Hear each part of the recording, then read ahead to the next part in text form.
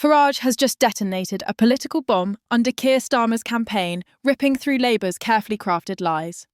For years, Starmer has posed as the man of integrity, the sober statesman who would restore trust in politics. But Farage has just exposed the truth, and it's uglier than anyone imagined. According to Farage, Starmer isn't rescuing Britain, he's betraying it. And the election lies. Labour is spreading right now. They're not just desperate, they're dangerous. Starmer's game is clear. He can't win by honesty, so he hides behind fear. He whispers that reform will gut the NHS, that ordinary people will be forced to pay thousands for treatment, that chaos will follow if the public rejects Labour. But Farage has ripped these lies apart. He calls them nothing more than recycled scare tactics, the same old playbook Labour has used for decades, whenever it feels power slipping from its grasp. And this time, Farage says the public won't fall for it. Just listen to how he frames it. For Starmer, this isn't about serving the people. It's about clinging to survival. The Labour Party isn't campaigning with ideas, it's campaigning with smears. They're not offering vision, only fear. And when politicians resort to fear, it's because they know the people are waking up. Farage points to the north of England as ground zero for Labour's collapse. Places like Doncaster, once iron-strong Labour heartlands, are now boiling with frustration. Broken high streets, collapsing industries, families struggling, while politicians in Westminster promise everything but deliver nothing. Farage argues this is Labour's real legacy. Not prosperity, not fairness, but decay.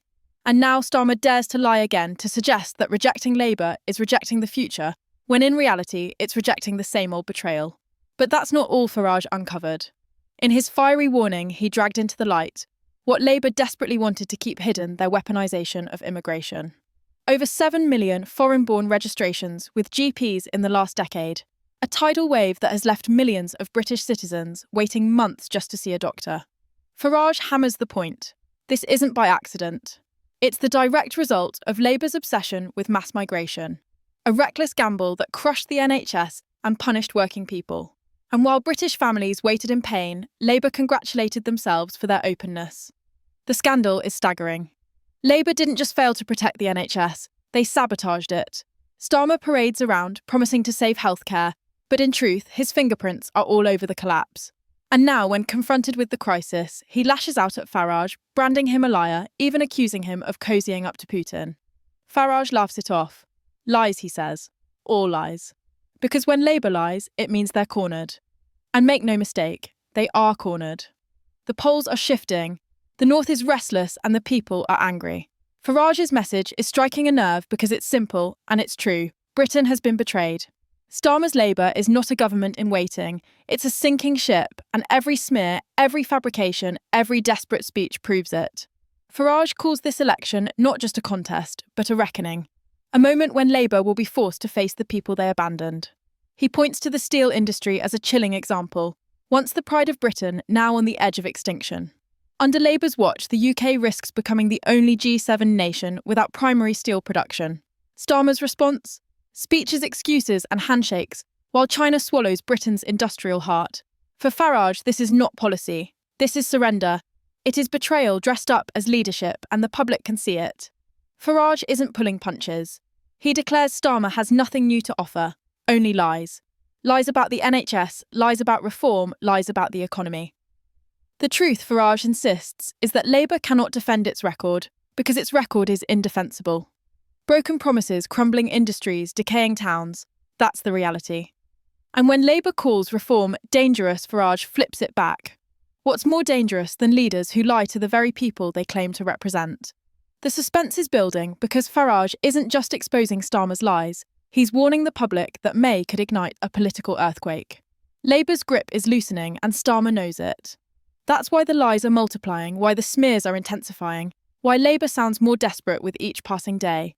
And Farage, with a grin that unsettles his opponents, is daring Starmer to keep lying. Because the more he lies, the more the truth becomes undeniable.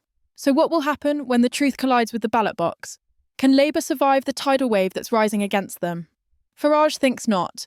And in Section 2, we'll break down exactly how his words could turn this election upside down, exposing Farage is not finished. If Section 1 revealed Starmer's election. Lies Section 2 drives the knife deeper, exposing why those lies exist in the first place. According to Farage, Labour has reached the point where it no longer even believes in its own promises. Starmer speaks of fairness of growth of national pride.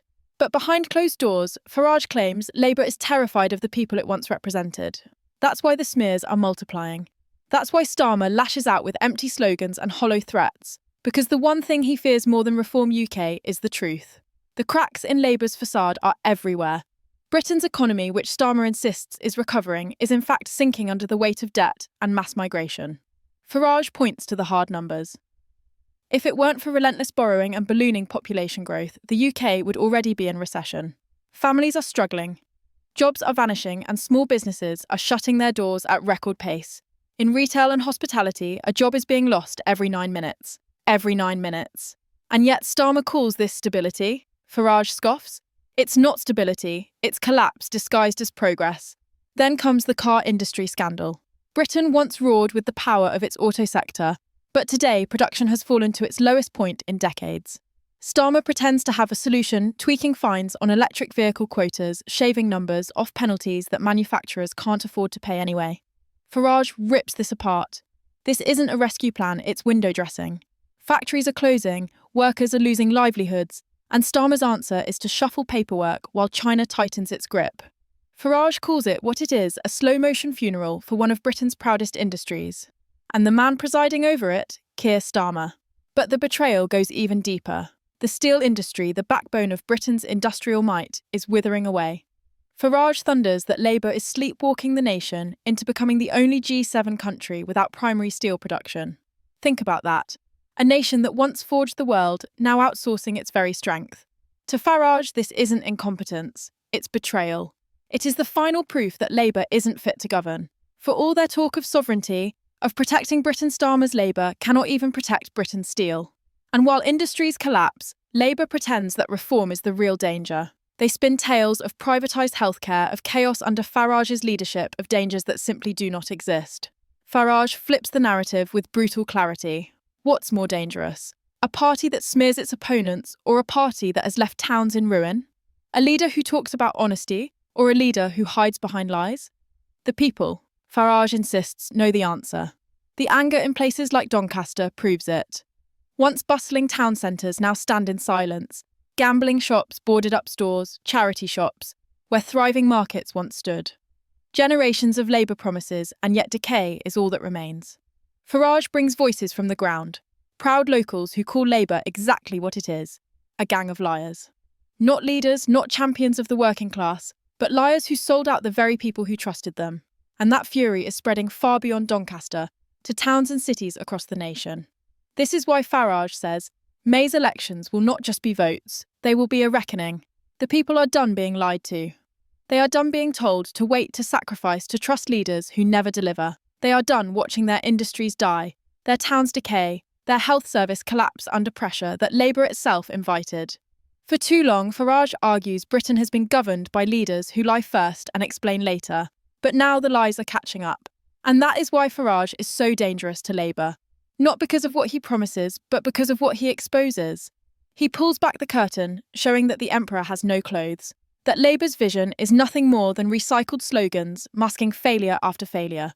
Starmer cannot fight that with honesty, so he fights it with lies. But each lie, Farage warns, only digs the hole deeper. The suspense builds toward one question: what happens on election day? Farage paints the picture. Labour, once untouchable, waking up to a political earthquake. Constituencies they thought were safe crumbling. Reform surging in places the media insisted it couldn't. Starmer standing at the centre, not as the saviour of Britain, but as the desperate figure who lied, smeared and begged, only to watch his own party implode. And Farage leaves voters with a challenge. This is not just about Labour, it's about the future of Britain. Do you reward the liars, the betrayers, the party that abandoned you? Or do you take back control, sending the message that Britain will no longer be fooled? The choice, he says,